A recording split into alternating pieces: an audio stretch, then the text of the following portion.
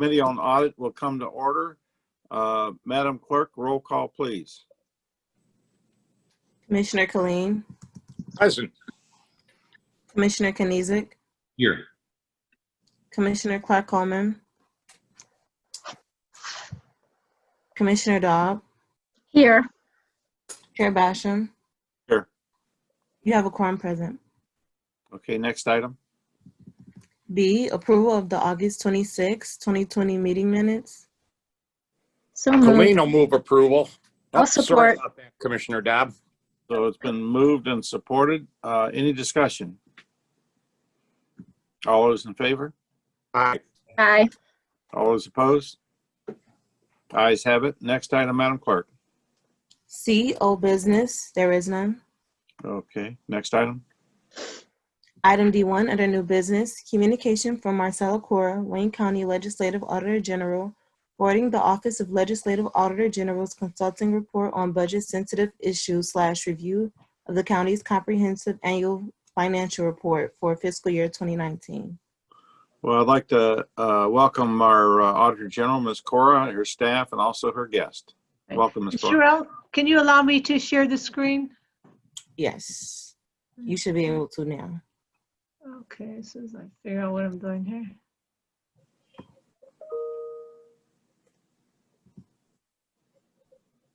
Yep, can you see it? Yep. Okay. What you have before you today, this is the Office of Auditor General's, the review of the Comprehensive Annual Financial Report, also known as the CAFR, for fiscal year 2019, along with our budget-sensitive issues. We present this report to the Committee on Ways and Means at the beginning of budget deliberations, and we did that last week because it gives you some of the ideas of issues that may have a budgetary impact on the upcoming budget hearing meetings and deliberations.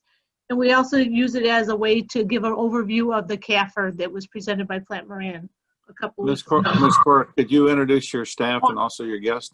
Yes. Marcy Cora, Auditor General. I have Mike Sanowski, Audit Manager. And is anybody from M&B here? I know Matthew was invited, and I don't see anybody. Matthew, Okay. Huey, and Kevin were invited, but I don't see anybody. All righty. Maybe they're just slow getting on. Okay. In the meantime, Mike's going to start the presentation, and then I'll add lib onto the presentation as it goes along. Okay. Okay, Mike Sosnowski, Audit Manager. Again, as Marcy had stated, the objective of this engagement, this is our annual budget-sensitive issues / review of the county's CAFR. We present this to both the committees on Ways and Means as well as Audit. This complies with the enrolled ordinance 2019-617, which requires us to summarize issues that may have a budgetary impact. It also satisfies a charter requirement for the OAG to review the county's annual CAFR. Our scope period was May 1 of 19 through April 30th of 2020. First item is general fund balances.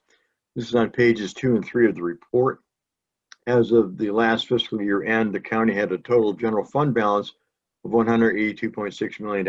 Of this, $135.7 million was deemed unassigned. There's a chart on page 2 in the report that details this. The impact is the commission should request of MMB how much of the unassigned fund balance, and that's the 135.7, should be maintained and what amount could be allocated towards the fiscal year 2021 budget shortfall. And this could be good, important in the years in the future, because right now with almost $136 million of unassigned fund balance, in case we need to dip into the fund balance to help cover our obligations. But as of right now, I don't believe we're going to use any of the fund balance. Okay. Mr. Chair, Sure. could I ask a question? This is Sure. Commissioner Dobb. I don't know if management and budget has joined us at this point, but do they have an answer to this question right now?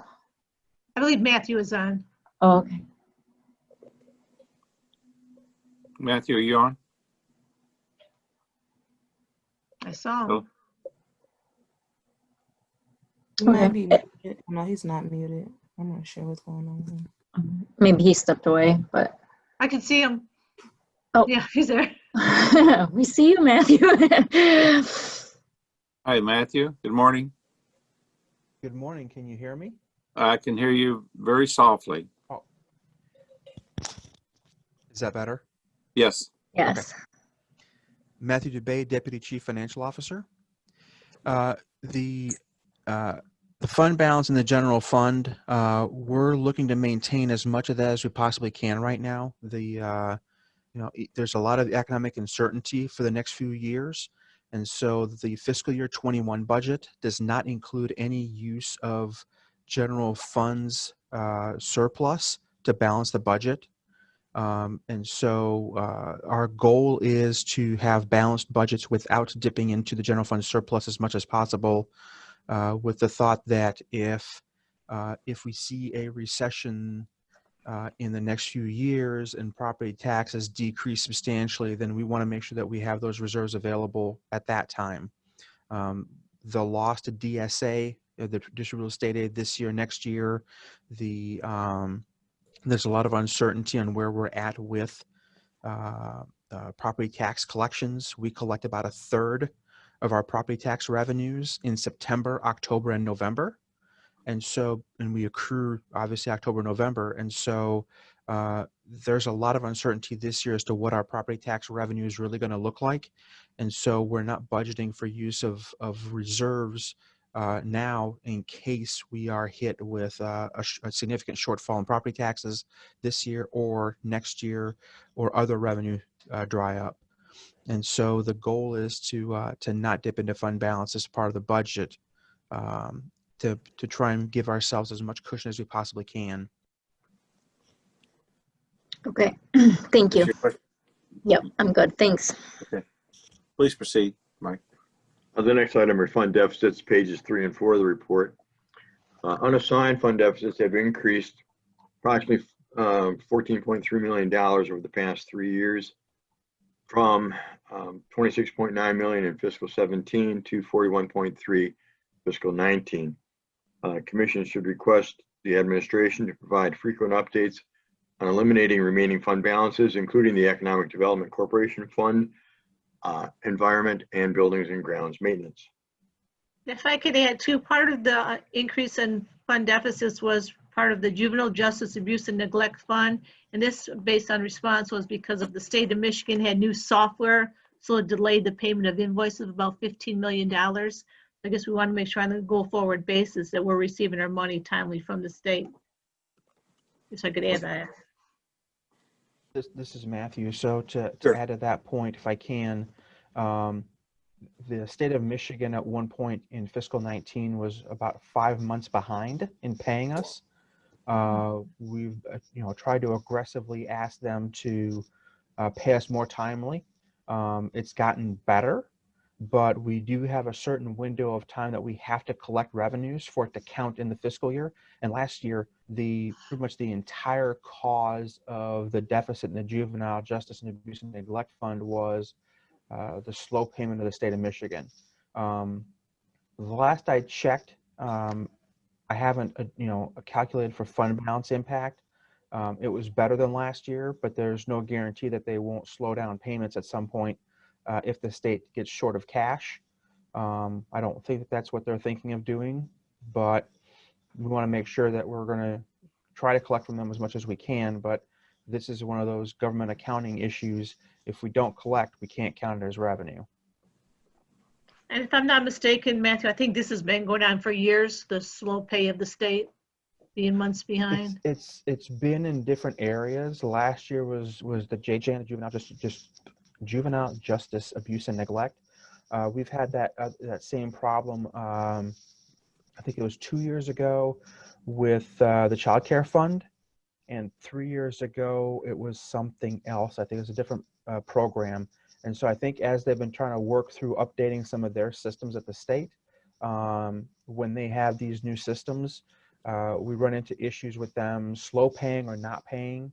The Child Care Fund, they can only handle 1 month's of billing at a time, and it takes them about 30 days to process, between 30 and 45 days to process one of our billings.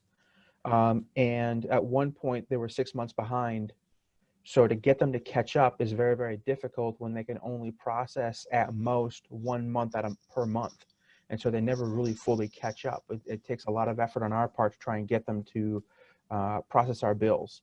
And it's not like they're queued in their system. If they're working on our June bill right now, then that's the only one they see. They won't even accept the July, August bills until they finish processing June.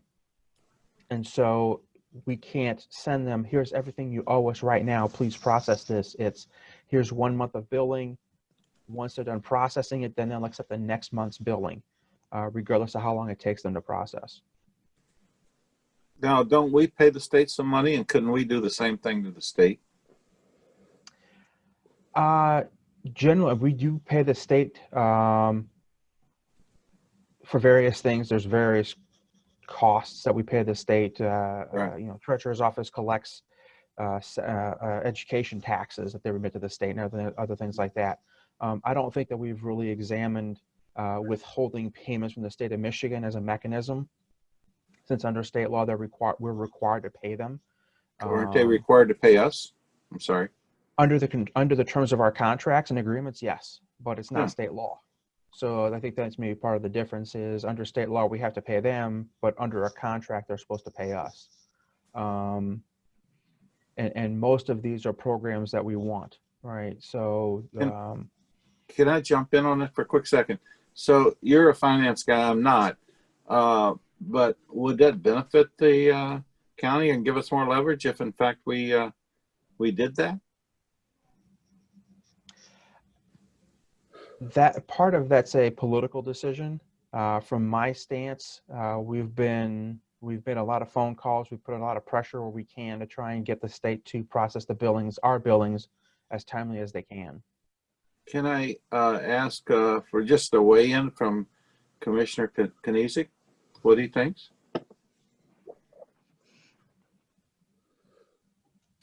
Well, Mr. Chair, I'd always defer to the expertise of those with an accounting background. If you want to play the game of chicken with the state of Michigan, again, I think that's a political decision that Matthew described. Certainly not one that I would suggest, but if there's ways that we can work with the state to try and increase the timeliness of the payments, I think that's something that we would all be supportive of. That's very interesting. It gets my wheels turning. That's all I got to say about that. So I'll talk to a couple people and see, you know, if it can get their wheels turning also. But thank you. I appreciate the feedback. Thank you. Please proceed, Mike. Next item. Thank you. Next item is improvement in the county bond ratings, page 5 of the report. Several years ago, the three major rating agencies, Standard & Poor's, Moody's, and Fitch, downgraded the county's outlook to below investment grade, that is junk bond status. Things have improved over that time period. The outlook has improved from all three rating agencies. Commission should request to receive copies of the bond rating reports as received, as well as the status of increased ratings. They should also request periodic updates from M&B regarding contemplated financial initiatives and what their impact may have on the county's bond ratings. And then lastly, thank you, should inquire from M&B what impacts the COVID-19 pandemic will have on county finances and the potential impact on both the county's bond rating and its ability to borrow funds.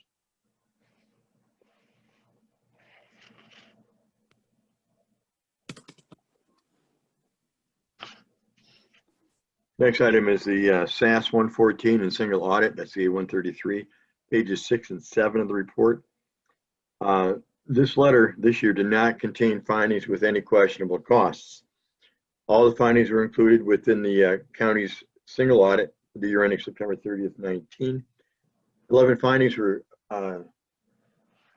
listed in this report. Of the 11, 10 are considered material weaknesses and one was considered a significant deficiency.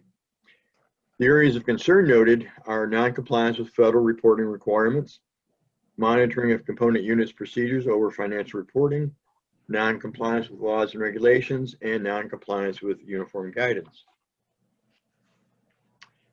Commission should request periodic reports from MMB regarding corrective actions to address the findings noted in the report, especially those that are repeat findings that could have an impact on the financial statement preparation and involve reporting requirements and adherence to the uniform guidance.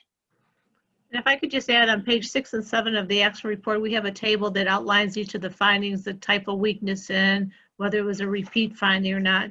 And our office is looking at trying to do maybe a high-level corrective action plan to see the status of all the findings, because we don't want to wait until when the auditors come back to do the next single audit. They will look at all these findings to see if they've been addressed, but we don't want to wait that long. So we're going to try and do some type of a high-level corrective action plan to see what action has been put in place.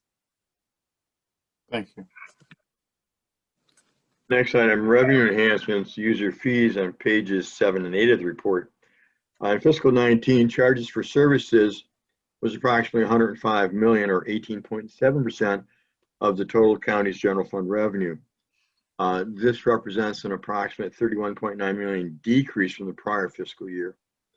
It should be noted that in fiscal 19, there was no review of the county's fee ordinance, although in prior years, the Budget Task Force had recommended to adjust fees for county services annually to reflect market changes and the rates charged for comparable services in peer counties.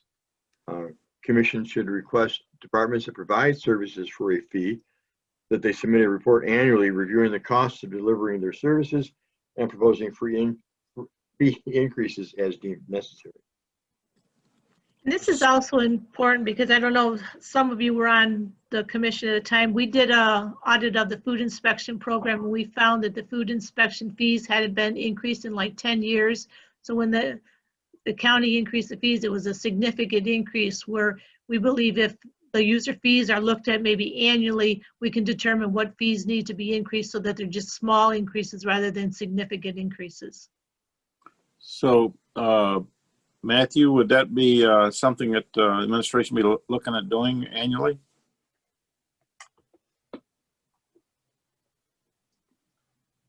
Management budget doesn't review fees of departments or elected officials. We do look at our own internal chargebacks and our allocation method. But as far as fees to the general public, those departments that charge those fees are the ones that should be reviewing and initiating this process. They know what it takes to, and not to pick on any given elected official, but if you go to the Register of Deeds to look up a deed, they know and understand what it takes to get that done. We don't. We can provide the data, which is they have access to as well. It's the budget to actual, or just an actual report to say how many services were provided versus how much revenue did you collect and what were your expenses to provide that service, and are you providing, is the service fee that you're charging in line with your actual operating costs to provide the service. So would that be a question better asked to Mr. Candrevas? The administration's interested in doing that?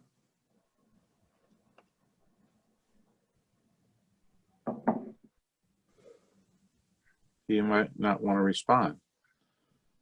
But anyway, I think it's appropriate to find out, to check annually to make sure we're charging the appropriate fees. So anyway.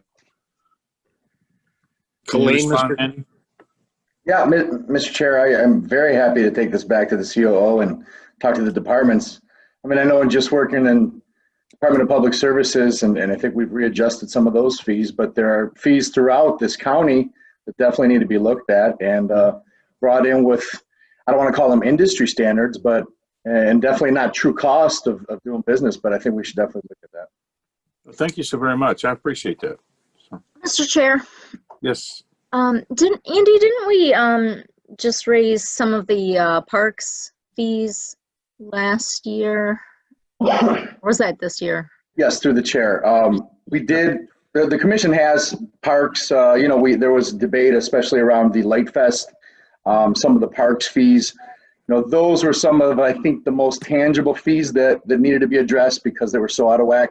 And the department, as Mr. DeBay, mentioned, the department was pushing it themselves, really trying to force the administration and the commission to look at those and take some action. So we can talk to the COO and see if there's any interest in doing that amongst other departments or countywide. Thank you. Appreciate it. Anything further, Commissioner Dodd? No, thank you. Mike, please Colleen? proceed. Colleen, Mr. Chair? Go ahead, Commissioner Kleen. Yeah, thank you, Mr. Chair. Do we know why we came up 32 million short in the, I guess what's still the current fiscal year? Is that fiscal year 18-19 or fiscal year 19-20? The data that, sorry, it's fiscal year 18-19. So this is pre-COVID. Yes. Yes. So fee collection was not affected by COVID in this. So do we have an idea why we're 32 million? That's a big chunk, you know. That's a quarter of what we usually collect. Do we have any idea why those revenues were down? This is Matthew. If I may, I have a good answer for that. So in prior years, prior to fiscal year 19, internal charges for services were not eliminated when we consolidated the CAFR. So managements and budgets costs to DPS, when we consolidate, what happens is essentially we're showing as an increase in charge for services and they're showing as an increase in cost. In proper consolidations, you're supposed to eliminate intra-function charges. And so when we consolidate the general fund, which is the 101 operating fund and also the courts funds, what we have is we have a significant amount of charges between the sheriff's department and the courts and the clerk and the courts. And so this basically shows as a grossing up of, in prior years, a grossing up of those charges. If you look at the expenditure side, the costs to the judicial function decreased by an almost equivalent amount. And that's because we reduced the judicial costs for those same charges, so that we weren't essentially showing twice as much revenue and twice as much cost for those functions. And what happens is the court hires sheriff's deputies for security. And so the sheriff's department shows a charge for service to the Third Circuit Court, which is perfectly fine from a budget control standpoint, because the Third Circuit Court is a separate fund within our accounting structure. When we get to the CAFR, we have to roll these funds together as if they were one fund. And so because within a fund you can't charge yourself, we've begun the process of actually eliminating those charges. So going forward, this is essentially the new normal, where we're going to be eliminating those charges from the sheriff's department and from the clerks to the Third Circuit Court, so that we're not grossing up those figures. Okay, thank you, Mr. Dubay. I'm trying to follow all of that. When I think of this topic, I think of the fee structure we have out there that was referred to earlier. You know, how much are we going to charge you to inspect swimming pools? All that kind of stuff, right? To inspect your, anyway. I had not thought of these kind of charges that are internal and Yes. hard to see. Does this mean then that about a quarter in the past, about a quarter of what we received in fees for service was actually internal and not the fees that we charge people, you know, for various services we provide? Correct. Oh, okay. Mr. Chair, we have talked about this for a long time, and I think, you know, nothing's moved on the fee schedule. It seems even longer ago, Ms. Cora, than 10 years when we did this.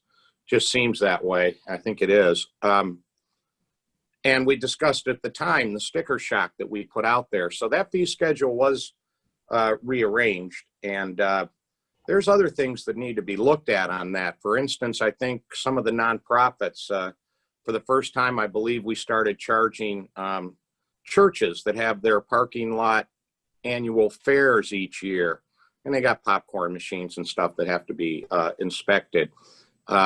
I think charging for inspecting swimming pools, I believe at schools, I believe that fee went up. So I do think, Mr. Chair, that really needs to really be carefully looked at.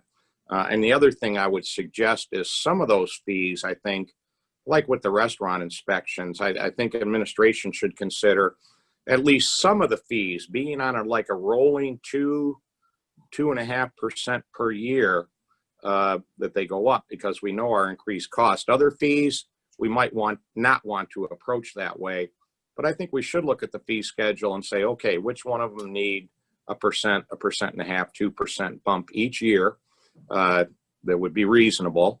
But Mr. Chair, you are correct. We need some action on this. And when we look at, we just looked at our, $140 million or so that we're rolling over till next year. $30-40 million is a big contribution to the county if we're short on that. So I hope we have some discussion and have some proposal coming for next year's budget for the fee schedule. Thank you, Mr. Chair. Yeah, I heard Mr. Candreva say he'd take that to the administration, so thank you. Okay, Mr. Go ahead. Chairman, this Yes. is Felicia. Good morning.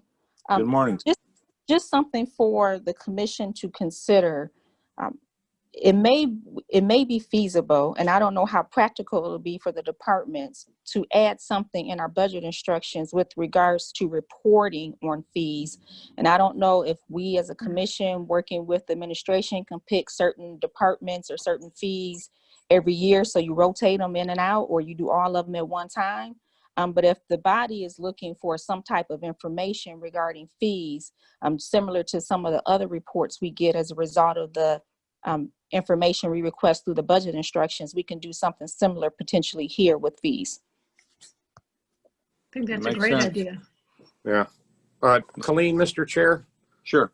I would support that wholeheartedly, and I would love to look at possible drafts to go into the budget this year for that, because this may be, as council suggests, this may be a way to focus attention on this issue and start working with administration to be ready for future budget years, and not have just surprises show up when the budget is submitted to us. So I like the idea of an ongoing, some sort of a working with the commission and the administration, and ongoing looking at these fees. Thanks, Mr. Chair. Thank you. Chairman, this is Mark Abbo. If I could respond to that also? Sure. Go ahead, Mark. Thank you.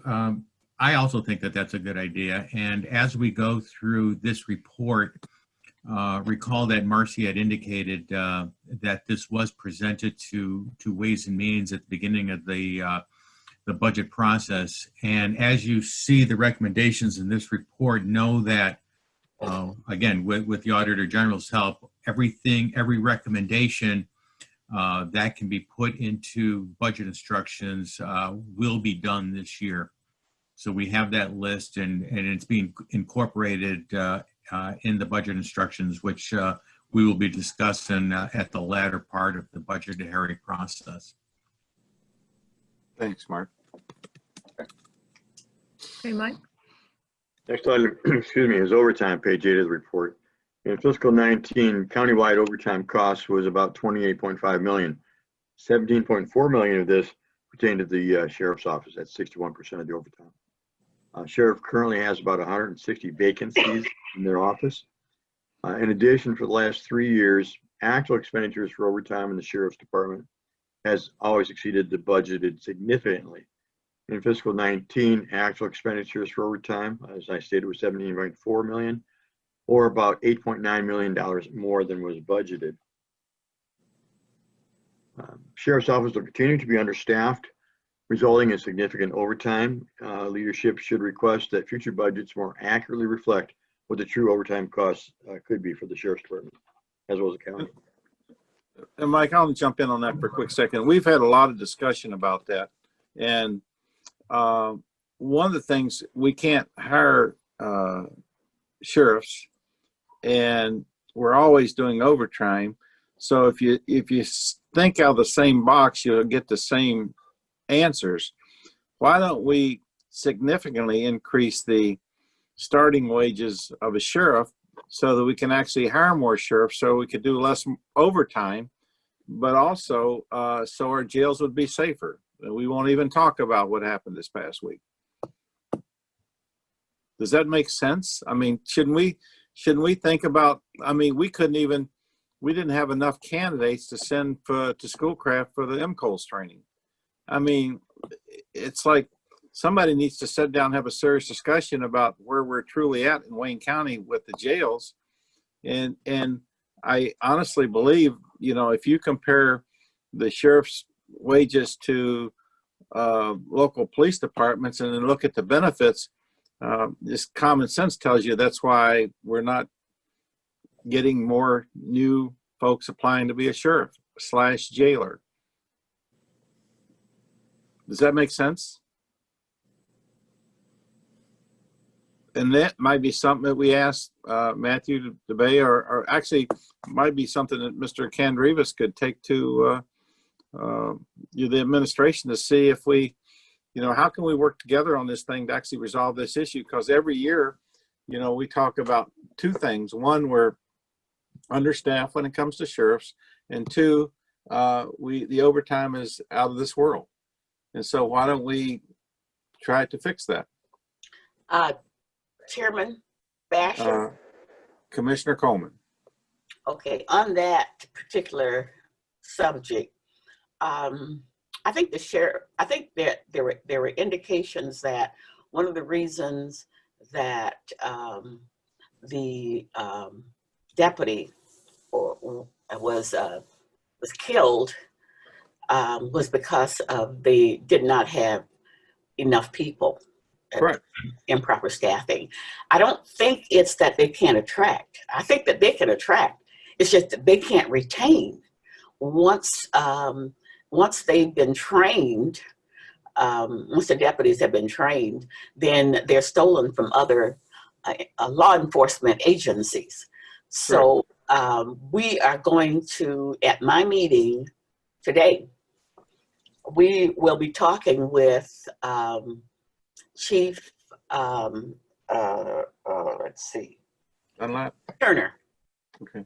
Who did somebody say somebody else? Last I heard, it was supposed to be Chief Turner. Through the chair, this is Joe. Chief Dunlap has acknowledged that he's going to be there. I have not heard back from Chief Turner yet. I did invite them both.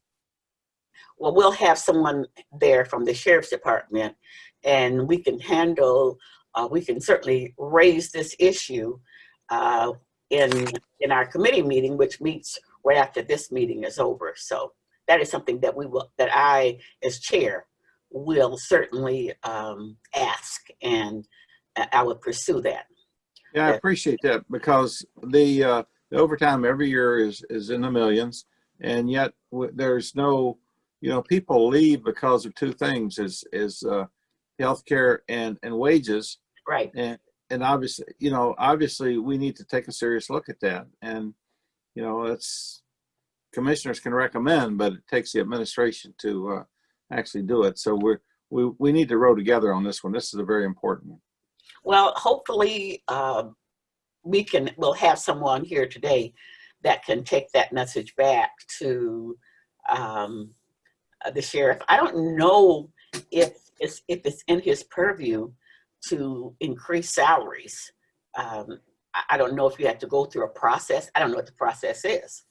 I will certainly be willing to ask that question, but I do agree that there ought to be something done about it. I know the city did. They increased the wages of their police officers, and there ought to be something that we can do to increase the deputies' salary, so that we won't waste all this time training them only to have them stolen, in other words, from other law enforcement agencies.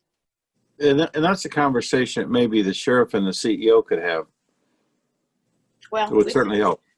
We will broach the subject. Thank you. You're welcome. Moving right along. Oh, Colleen, Mr. Chair, on this topic.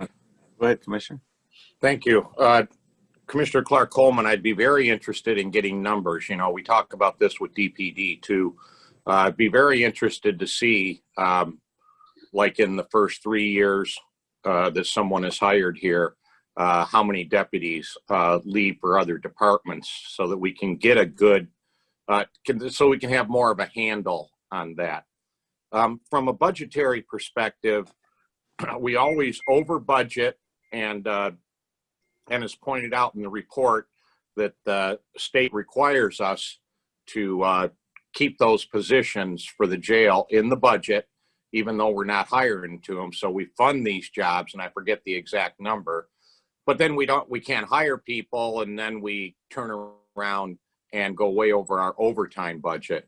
For the sheriff's budget, is the deal that to pay for the overtime, which is not in the budget, you move money out of positions that are in the budget to pay for that? Or how does the sheriff balance the budget of the 10, 12 million or so that is not budgeted for overtime? How do they balance that budget?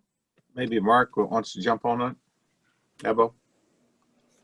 Sure, Mr. Chairman.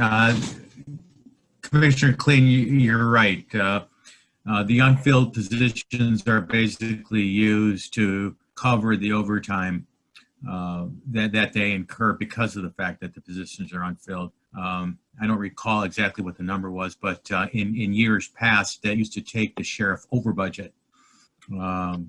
I don't think it's quite so much recently. I would have to look to see how far or if he was over budget this year. But under the consent order, they have to fund whatever the number of positions are that are needed in the jail. I think I saw that in the Auditor General's report. Mm-hmm. I don't recall that. Perhaps the Auditor General can respond to that. Yeah, but thank you, Mr. Abel. Mm-hmm. Is that true, Madam Auditor General? It's not, it's in the response from the sheriff's office, I believe. That the consent order requires a. Yeah, I was budget looking at positions. that. Yeah. It was Is that, do you agree with that? Is that accurate? That might be a question for Felicia with the consent order. Well, I don't want to spend more time on it here today, but I think that is a key answer to get, and I would love to get a little memo from council on that and other folks. The problem is big enough already, Mr. Chair, and I don't want to have misinformation out there that may cloud it even further. So I think that'd be a good question. Is it required that the sheriff office have X number of positions in the jail showing being funded in their budget, even if they're unfilled, as a result of the consent decree? So I'll leave it there, Mr. Chair. I'd love to hear from council. Very quickly, if council may, that's okay with the chairman. Sure. So the consent order, there's a ratio to inmates to sheriff that are required, and there are other requirements in the consent order that dictate how many deputies, minimum deputies that we do need. Understand that will change based on the new jail when it opens, just based on the pure structure and the way they're building the new jail. So those numbers will decrease in the few years when we get the new jail. But yes, the consent order definitely controls the number of deputies we are required to have in the jail. And I guess, I think we all have in the back of our mind that a consolidated jail and its possible impact on staffing. But that's still a few. Go ahead, counsel.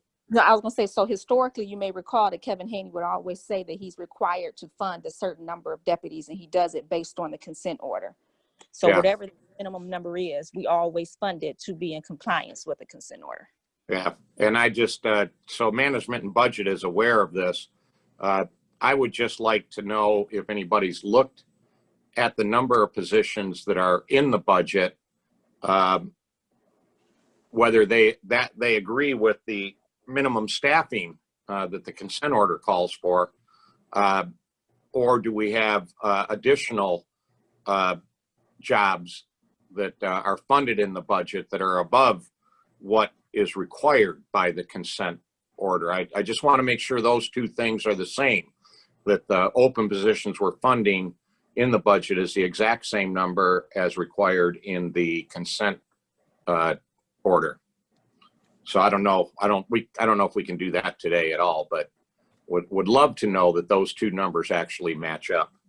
Thanks, Mr. Chair. Thank you. And these are important issues, and we talk about the same thing year after year. So I personally don't mind spending a little extra time on something that hopefully we can get some resolution to. And so I think if the sheriff and the CEO have a discussion, maybe we could talk about this in a bigger stance as relative to why we can't hire and keep deputies to do the work of the sheriff's department. And then actually that would actually cut down on the overtime, which would actually, use that budget money for front end wages versus overtime wages. But thank you. Mr. Chairman, this is Mark Abel again. The sheriff will be coming to Ways and Means for a budget hearing on September 21st. And there's always a lot of discussion about staffing for the sheriff. So if any commissioner that is not part of Ways and Means would like to join us, that would be the day that they can speak with the sheriff about those issues. Sounds appropriate. Thank you. Moving right along, Mike. Go ahead. Thanks. Next item is funding of the retirement system, pages 9 and 10 of the report. The funded ratios have increased over the past 4 fiscal years from 54% to 64% at the end of fiscal 19. The minimum contribution per the actuary is $51.7 million. Now, the report also indicated there a potential cash flow problem for the Waker system. Currently, there are approximately 7 years of retiree benefits that can be paid from the current assets. It should be noted that with the 64% funding ratio, the county is in compliance with the Act 202 of 2017 regarding funding ratios for retirement systems. Leadership should request the administration take measures to ensure the system is funded above 60% so we can stay compliant with the Public Act, and request management's plan to increase funding level while still providing essential county services, including addressing the shortfall in staffing and the potential impact of the COVID-19 pandemic. Next item is the DTRF program, pages 10 to 12 of the report. The Delinquent Tax Revolving Fund, DTRF, is established to pay local taxing units all delinquent and uncollected property taxes owed to the county and the LTUs. Annually, the Treasurer issues notes to obtain funding to reimburse the LTUs their delinquent tax rolls. Each tax year is recorded in a separate fund. Once the notes for a particular year are paid off and all the costs associated with that DTRF fund is closed, the Treasurer determines if a surplus exists in that fund. This surplus is available to be transferred to the county's general fund. In order to determine if additional funds can be transferred, our office reviewed the DTRF program's total net position for fiscal year 2017 through 19. There's a chart on page 11 of the report that addresses this. As of the end of last fiscal year, the total net position was $127.8 million for the DTRF fund. $88.3 million is recorded in the unpledged reserve fund, which can be used to pay administrative expenses with any residual available for transfer to the general fund. It appears additional funding of $45 to $72 million could be available for transfer to the general fund. Now, there was a recent Michigan Supreme Court case concerning the sale of foreclosed properties at auction over and above the amount of the delinquent taxes, interest, and penalties and fees owed on those properties. This could impact the DTRF fund balance that's available for transfer to the general fund. Commission should request the Treasurer to analyze and report the impact from this recent Supreme Court decision that may have on the DTRF funds and provide periodic updates on this impact, including any amounts that can be transferred to the general fund. I could just add too, this is important because the treasurer does have in the delinquent tax revolving fund funds that are right now earmarked as reserve. So if the administration, treasurer, commission can all work together to determine how much of those funds actually will be needed as reserve to settle with the Supreme Court case or with the court case, and then what funds eventually can be transferred to the general fund. Any comments from staff? Okay. Moving along. No, Colleen has a question here. Go ahead, Commissioner. Yeah, thank you. And now I was struggling with the graph that's in the report to begin with. And then Ms. Cora just made the water a little more muddy for me.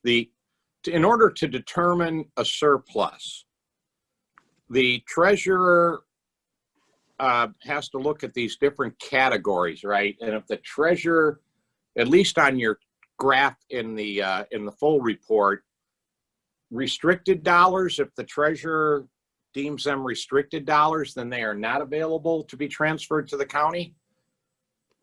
Correct. That is. So. But the question becomes, should they be restricted dollars? Well, that is, right. I'm getting that. Yeah, exactly. Because if I'm looking at your report right, see, unrestricted would be available to be transferred. Correct. And as you point out in your report, between 18 and 19, unrestricted went to 0, which means we ain't got nothing for you in that one. And restricted, remarkably, went up by a similar amount.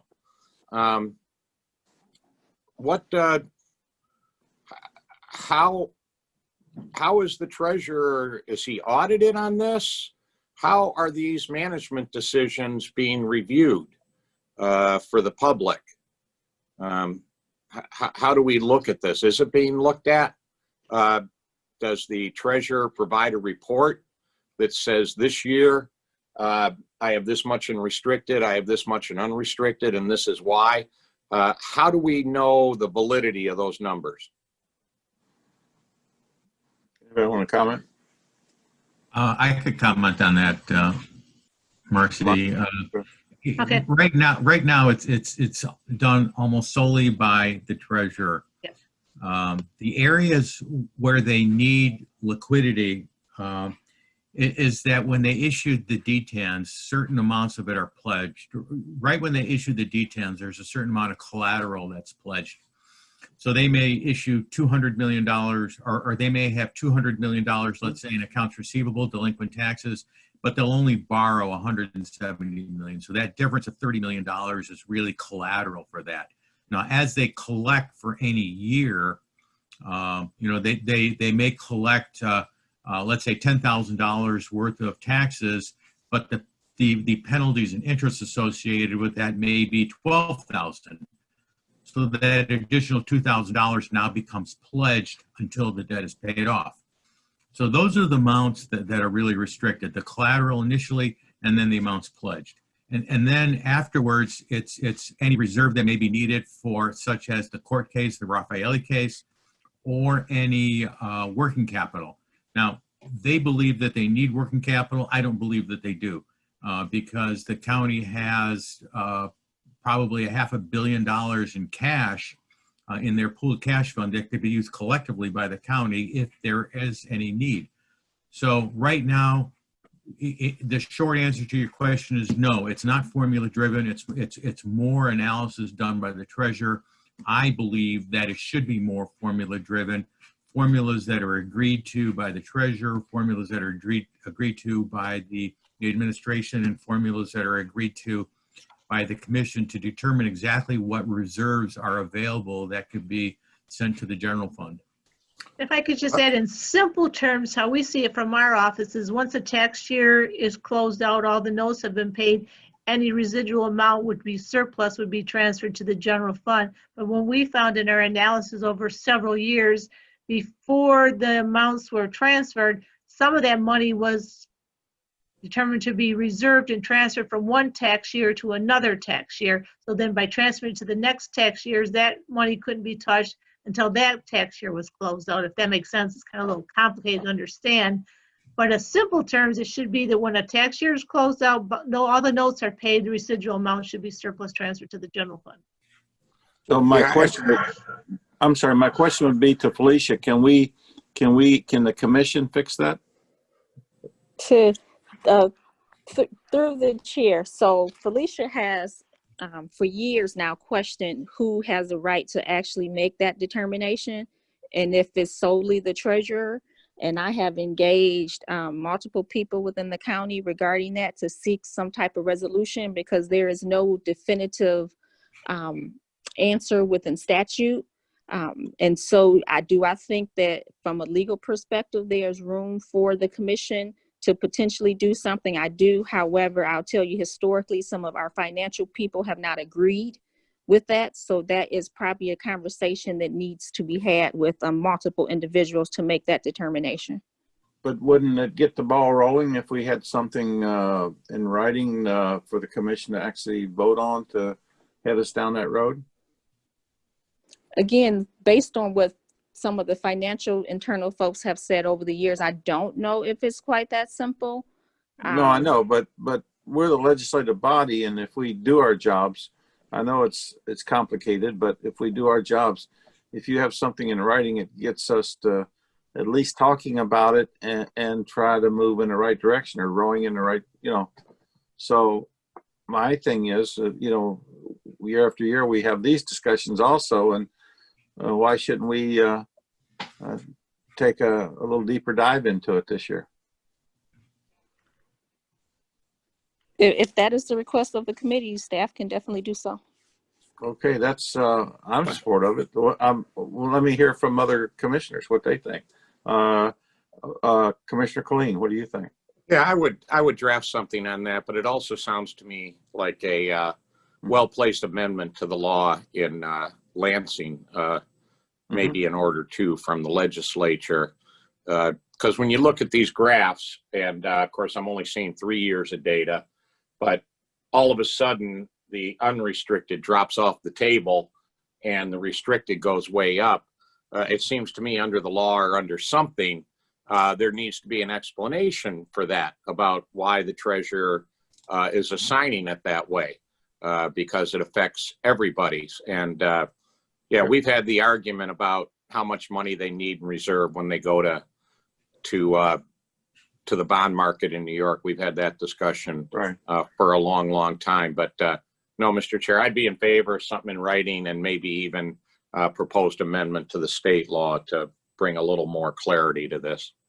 If I could also add too, if you remember a report that we did many years ago when the treasurer was accumulating such a large amount of funds, he was taking each tax year, he was taking significant amounts of money and reserving them to the following tax year as in an attempt to try and self-fund the delinquent tax revolving fund program.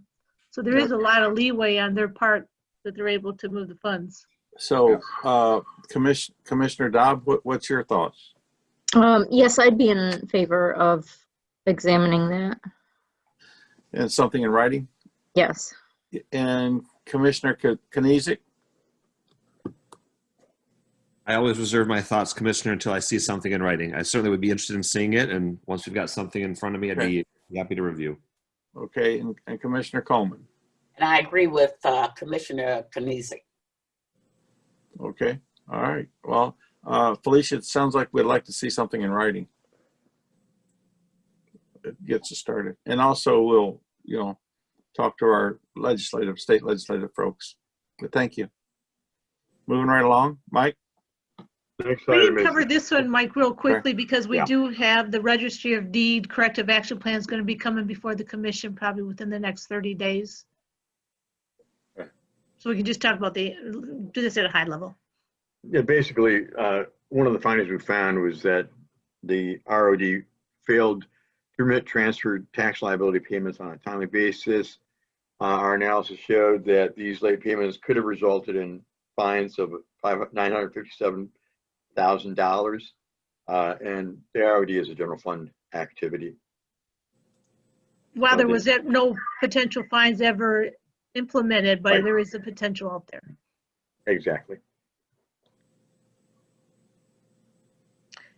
This one too, the corrective action plan for the Court Care Solutions contract to provide jail medical services is going to be coming to the commission at the next meeting. However, I understand that the Health and Human Services is going to be taking up the renewal of the contract. So that would probably be at the Tuesday meeting. So what I plan to do is make sure I get the corrective action plan report out to the commission early enough so you'll have it before your deliberations on that contract. But I believe management has taken action or is in the process of taking action to address the recommendations. Correct. Thank you very much, Madam Auditor General. Through the chair, this is Joe. I asked that question about the findings from the analysis as part of my analysis for WellPath, and they're about if they've addressed everything, and the answer was yes, that they have addressed, and they actually hired a contract manager specifically for WellPath. So they have taken action in that way, at least according to what they told me. Good. Yep. I believe that's what we have in our report also. Mm-hmm. True. Right along. Next item is increased property tax revenues, page 14 of the report. In fiscal 19, the budget for property tax revenue was increased $25.8 million due to higher than anticipated tax collections. However, actual tax revenue collected was $3 million less than that budgeted. According to the county's equalized report, the total equalized value for Wayne County increased by about $3.6 billion. Total taxable value of the county serves as the basis for our current and future tax levies. The total taxable value for the current tax year increased $1.7 billion. Now the impact is, as a result of COVID-19, there is a possibility that property tax collections could be less than budgeted. Commission should request frequent updates from M&B regarding how the COVID-19 pandemic could impact property tax revenues. Okay. Next item, the Economic Development Corporation Fund / Community and Economic Development Fund, pages 15 and 16 in the report. The EDC decreased its fund deficit from $1.2 million to $82,000 in the past fiscal year. The county's 2019 deficit elimination plan was submitted to the county commission and approved via resolution number 2020-343 at the June 4th meeting of this year, current year. Plan was subsequently submitted for approval to the state of Michigan treasurer. The corrective action plan for Fund 850, which is the Economic Development Corporation, for this deficit is being carried forward from last year's cap, but with adjustments. It's on target to be eliminated over the 4 years, which was approved by the state last year. The EDC fund deficit is projected to be eliminated by fiscal 2022 as planned. In addition, we noted that a deficit of $1.4 million existed in the unrestricted fund balance. Commission should request administration provide periodic updates on EDC's compliance with the deficit elimination plan.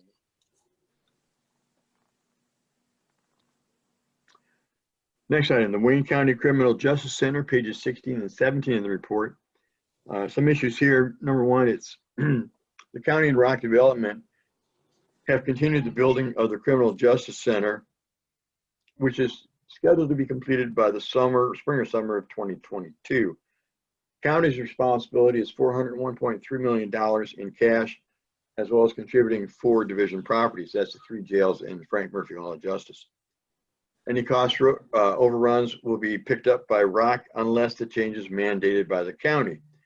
ROC also gets up to $30 million in parking revenue from the parking lots surrounding the site, while the county will get revenues beyond the first $30 million. Now, the county was currently negotiating with ROC to change this agreement, whereby the county would build the parking lots and receive the parking revenue. With the COVID-19 pandemic, or the shortfalls with COVID-19, the funding of the parking construction was placed on hold. The breakdown for the $401 million to the county is as follows. There's still remaining proceeds from the 2010 bonds of $57.5 million. The proceeds from the sale of the Gratiot unfinished jail site was $21.4 million. New bond issuance of $291.7 million, and then general fund revenue of $30.6 million.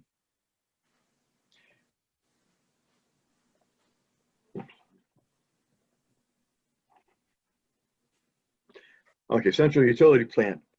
In August of 18, the commission approved an amendment to the purchase and sale agreement between ROC and the county for the building of the exterior of the shell of the central utility plant in the amount of $8.5 million. The county's announced it's reached an agreement with DTE Energy to construct and operate the central utility plant for the new center.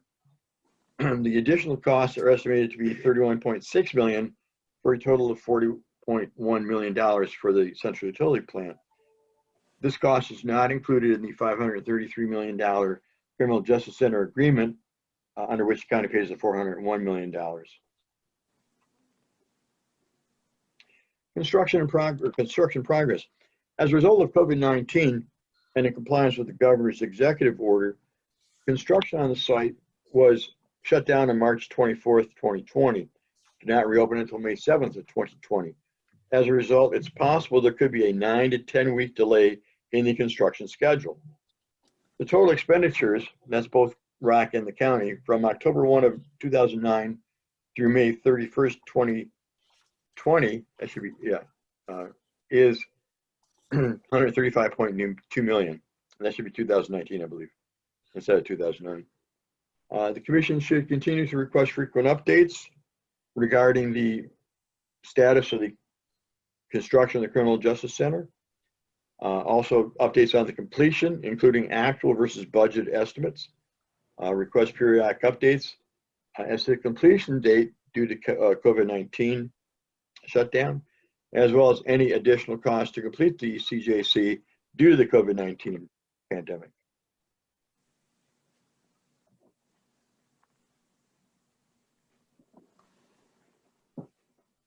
Okay, next item, COVID-19 impacts, pages 18, 19 of the report.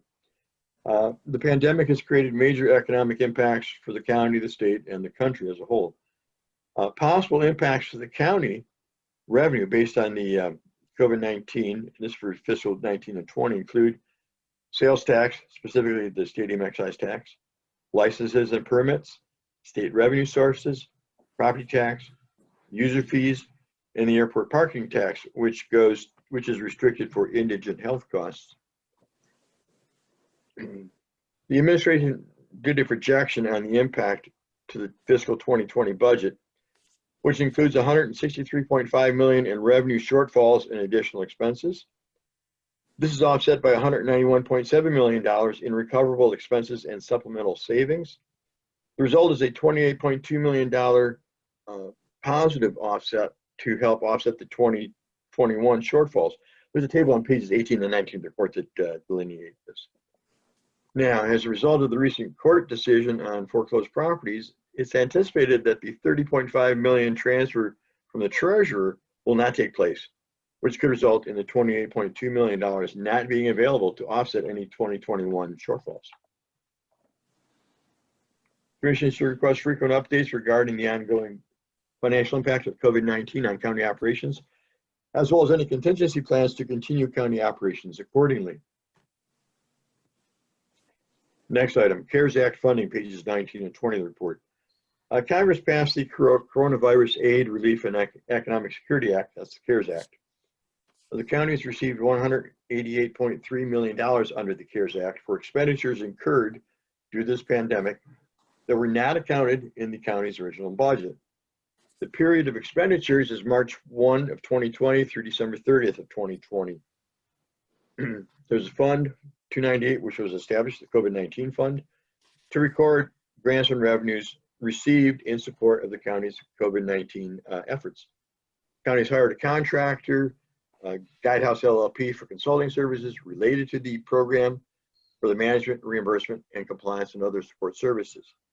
Commission should request periodic detailed analyses on how the $188 million in CARES fund is being spent. Mike, does the county anticipate being able to spend all the CARES Act funds by December 30th? Does somebody have maybe Mr. DeVay could talk about that? Who would have the answer to that? Can you hear me? Matthew. Yeah. I don't know the exact plan for every dollar, but the current offset of internal costs for law enforcement and utilization of CARES Act dollars for PPE, enhanced spends over at public health. I think we're well on track to spend the vast majority of it. On top of the $188 million of CARES Act that we received directly from the federal government, we've now received another $19 million from the state of Michigan of CARES Act funding. And so we're looking at ways of utilizing all those funds within the framework of the Act. The short timeline that the Act provides makes it a little bit tough, but I think we're on track to spend the vast majority of it on CARES Act eligible expenditures. We've been very fortunate. Guidehouse has been very, very helpful in going through our expenditures, looking to find those CARES eligible expenditures that were occurring even before the CARES Act came out, because we're allowed to do that. So going back to when we first started back in March in dealing with COVID, we started incurring some costs then. And so finding those dollars and making sure that we're capturing those costs accurately, and that we are doing so in a manner that we can support the eventual audit of these funds. I'm sure when we talk about $200 million worth of $207 million worth of federal funds, I'm sure the federal government will be very thorough when our turn comes to be audited, and we want to make sure that we can account for every one of those dollars, not just how it was spent, but why it complies with the Act, and we can support that. If we're missing support, we don't want to have issues of unallowable expenditures coming down the pipe 2 to 3 years from now, and then wanting us to write them a big check. And so we're trying to be very thorough and complete so that we can withstand any audit on these funds. That helps, but okay. Moving right along. Next item is debt refinancing, page 20 of the report. In previous years, the county issued $315 million in bonds for the Criminal Justice Center. These bonds carry an interest rate of 3.91%. Now, given the very favorable interest rates the county can now obtain on issuance of debt, studies should be made on the feasibility of refinancing outstanding bond issues. For example, 2010, a building authority, these are the jail bonds, have an outstanding balance at September 30th of $180.2 million. Interest rates on these bonds range from 6.22 to 10%. Commissioners should request an analysis from MMB regarding the financial impact of refinancing outstanding bonds, including an analysis concerning the potential impact on interest rates due to the COVID-19 financial impact on county operations. I think Mr. Abbo would like to weigh in on that one. Thank you, Mr. Chair. Yeah, actually, I believe the county's in the process of looking to refinance that debt, particularly the bonds for the issue or for the purchase of the Guardian Building, First Street parking, as well as the 2010 jail bonds. I appreciate that. That's a good time to refinance, isn't it? Yeah, I mean, it's gonna represent several $1 million per year in savings and debt service cost. Yeah, $1 million here, $1 million there. Pretty soon it's real money. So pretty soon, it adds up. But thank you very much, Mark. Moving right along. The next item is deferred maintenance, pages 20 and 21 of the report. About 7 years ago, the construction on the Gratiot Avenue Jail was suspended. Likewise, maintenance on the existing jail facilities was also suspended. Until the Criminal Justice Center can be completed, the anticipation is 2022, maintenance on the current jail facilities must occur. Now, earlier this calendar year, there was a doctor inspected the 3 Wayne County jails as part of a lawsuit over the conditions related to COVID-19 pandemic. He stated the Aging Division 2 facility is in a state of quote unquote severe disrepair. Recommend the county discontinue housing inmates there as soon as possible due to the conditions in the jail and its inability to follow CDC guidelines for the protection of workers and inmates. The commission should request an analysis from MMB regarding the anticipated maintenance costs for the current facilities until the CJC is completed in 2022, as well as the COVID-19 financial health impact on incarcerating inmates in the jails that could lead to potential lawsuits. Guardian Building, First Street Parking, is pages 21 and 22. Guardian Building had a net operating income of $88,000 for fiscal 19.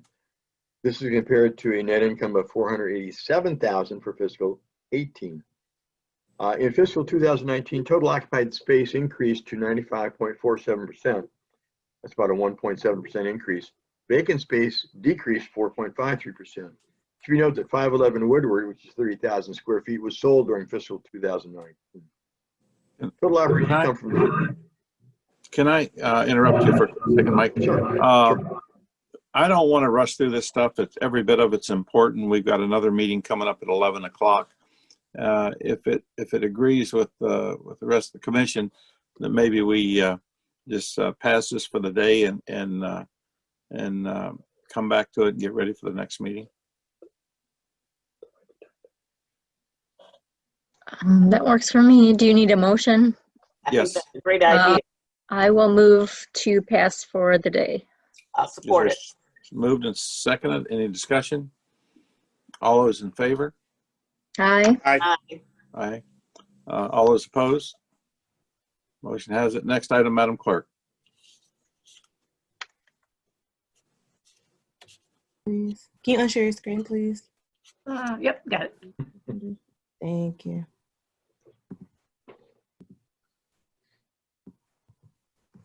E, such other matters as may be properly submitted before the committee.